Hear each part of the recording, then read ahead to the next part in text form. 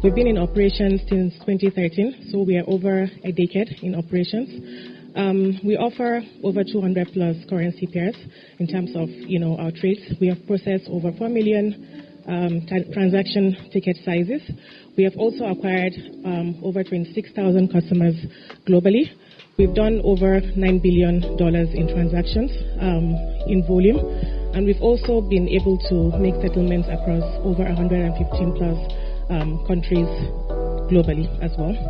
So some of the things that we've seen that corporates face in terms of cross-border payments include high costs, and this is as a result of the intermediary bank charges or the transfer fees or the FX itself, in terms of the pricing that corporates incur when you're doing a transaction. There's also over-reliance in USD. If you want to make an intra-African trade, you're moving money from one African country to another African country, you have to convert, the payment, the pay-in currency, to US dollars, and then convert it back to the payout currency in the local currency. So you have to, convert this or use the US dollars as the middle currency. In other finance, we help businesses to make their payments, FX or treasury needs. In terms of payments, some of the things that we offer is instant settlement using our robust white label API. So we do integrations with businesses that make or receive several payouts or collections at the same time, and we help them to do terminations across bank, mobile money wallets, or cash payouts. We also offer FX by providing best-in-class rates.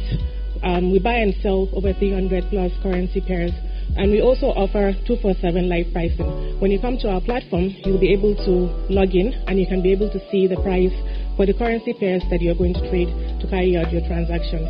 In terms of treasury, we offer deep liquidity. We're able to avail our customers huge volumes to be able to carry out their transactions without having to make settlements to their suppliers in tranches that would also delay their shipments or their payment services to be executed. Hi, this is Kea Nicholas from Enter Africa. We had a conversation earlier. Thank you for making it to Uganda. My question is to, let's say, startups, financial technology startups. Is there like a bare minimum you need to be able to integrate with your service? So integration is only available for our API. We don't integrate with any other business. And on the API, you have to be a licensed partner.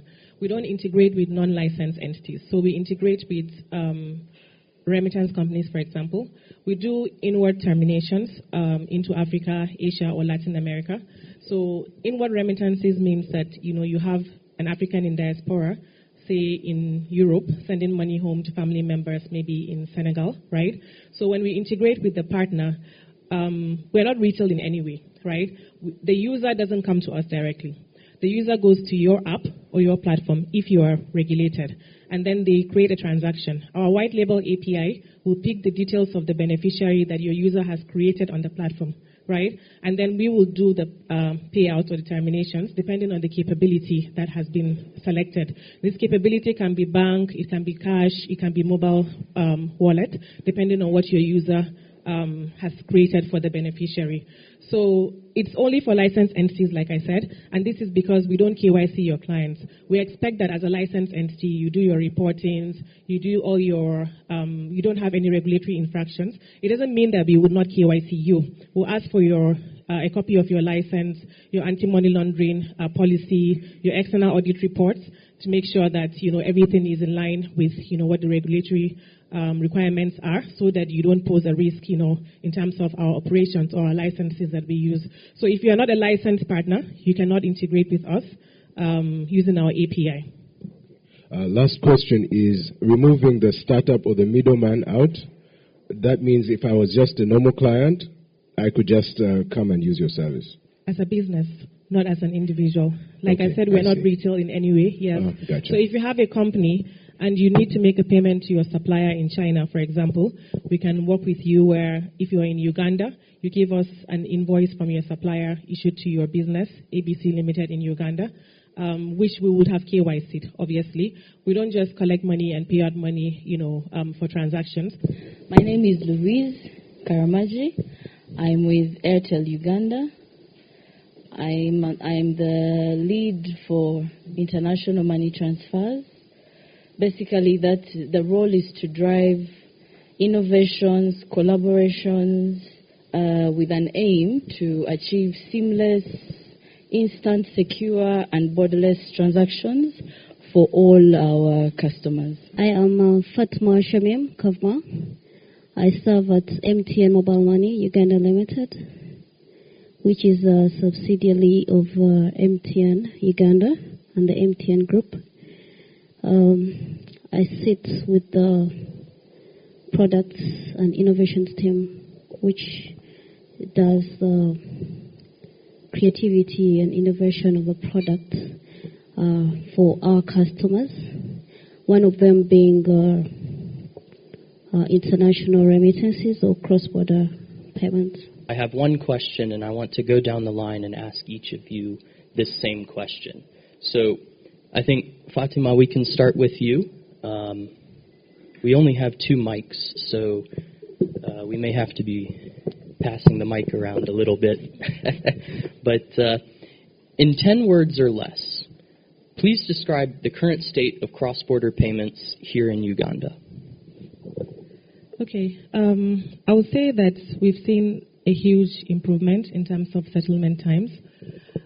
Transaction processing that used to be or happen within within weeks, is now happening within days. So I think this is a huge improvement in terms of cross-border payments.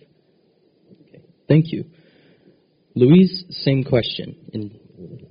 Please describe the current state of cross-border payments in Uganda. I think I agree with Fatimah. There has been great growth over the years. If we say Aza is 10 years old, a decade, there has been a lot. Just to supplement, I think whatever Luise and Fatimah have indicated is actually true. Just to supplement it, I think when it comes to the journey that Uganda has moved for the past many years, I think years before, I remember when I was growing up, my mom used to dress up, go to the Forex Bureau, pick money. They have, that whole time. I think that has totally changed across the years. And then also what we see is the growth in terms of the remittance value that comes in. Yeah. So I think we've seen growth to up to $1.4 billion into the Ugandan market, coming majorly from the Middle East, Europe, and the UK, which is quite a very big growth. And compared to 2023 versus 2022, where we just had our growth from $1.2 billion to $1.42 billion, I think that's quite big. And when we do the conversion to Uganda shillings, having 5.5 trillion Uganda shillings in terms of remittances, it's quite big. Challenges still exist. And so what I want to hear from you guys is, what are the current challenges we still have to overcome with, making more seamless, more efficient cross-border payment system? And then how do we take these challenges and turn them into opportunities, not only for consumers, but for companies, for governments, and so forth? Thank you. Yeah. If you don't have the right infrastructure, it's going to be almost impossible for you to carry out seamless cross-border payments. In terms of a solution, I would say partnerships. You should leverage on other partner infrastructure to be able to, expand your coverage or your presence, extending your geography to be able to give you a wider clientele base in terms of your operations. The biggest challenge, I would say, is the FX.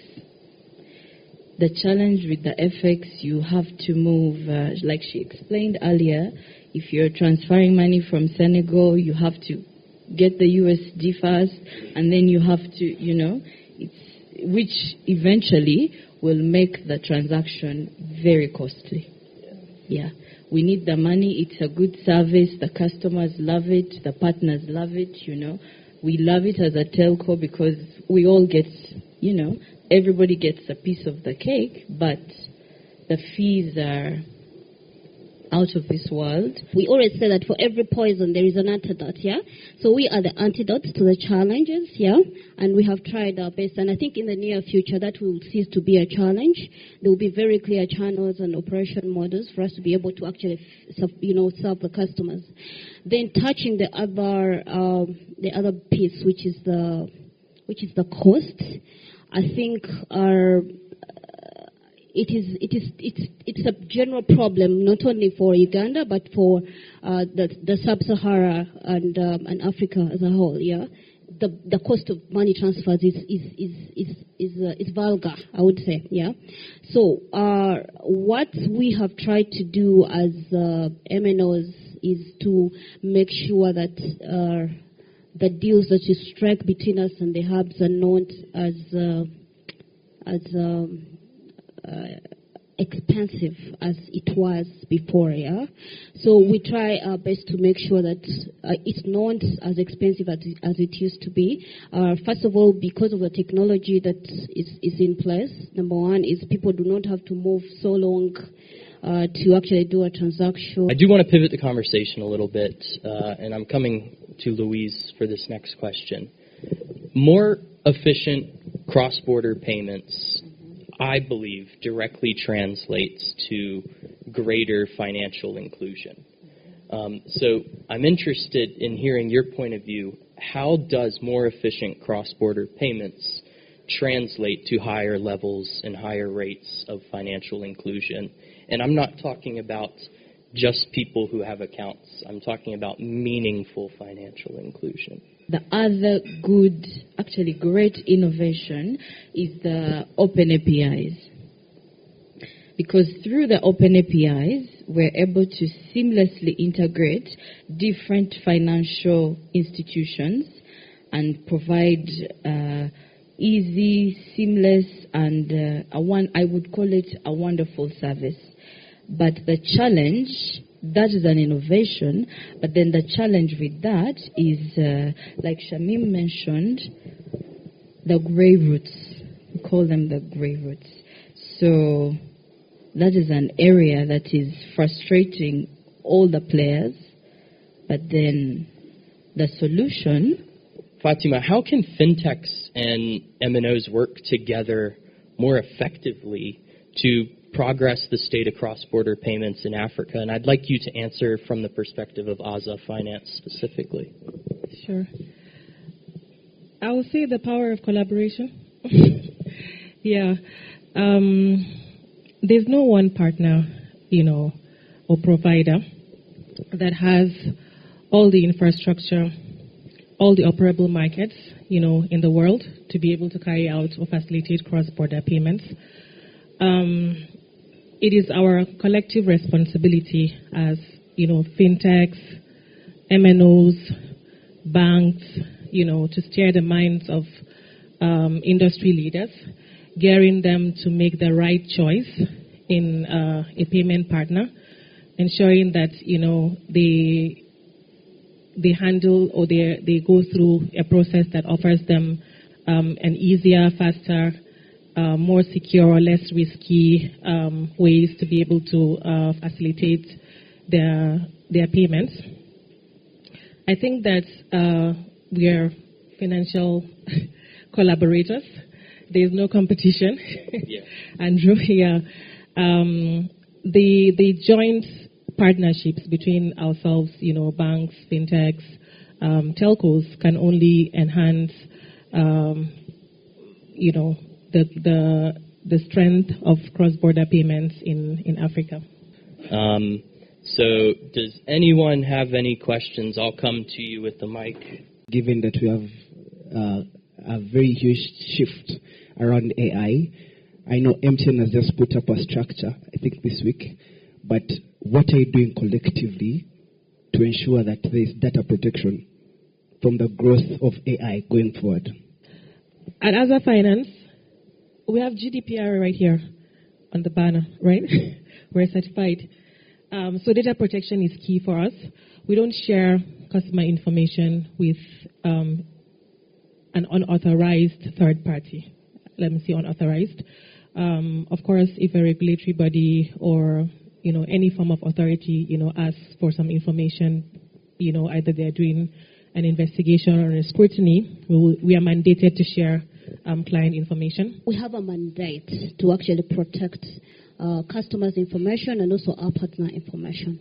So with the evolutions that are coming in place like AI, so whatever